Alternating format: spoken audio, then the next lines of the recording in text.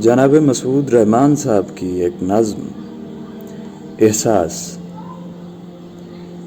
پریشاں تھا نظر بے چین ہو کر ہر گلی کوچے میں ہر بچے کو تکتی تھی، یوں ہی چلتے ہوئے وہ مسجد اقدس میں جا پہنچا۔ امام الانبیاء اصحاب کی محفل میں بیٹھے تھے، اسے مایوسیوں میں آس کے جگنو نظر آئے۔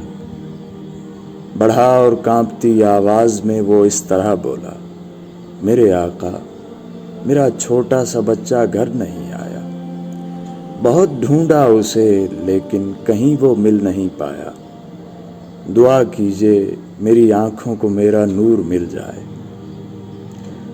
ابھی یہ بات جاری تھی کہ محفل سے کوئی بولا، ادھر ایک باغ میں نے بہت سے بچے دیکھے تھے، تیرا بیٹا بھی انہی کے ساتھ تھا اور کھیل میں مصروف تھا شاید۔ یہ سن کر وہ اٹھا اور تیز رفتاری سے جب بھاگا، شہ کون و مکان نے لہجہ شیریں سے فرمایا، سنو، بیٹا نظر آئے تو اس کا نام ہی لینا، اسے بیٹا نہ تم کہنا، نہ زیادہ پیار ہی کرنا، یہ ممکن ہے وہاں بچوں میں کوئی ایک ایسا ہو کہ جس کے سر پہ اس کے باپ کا سایہ نہ ہو باقی۔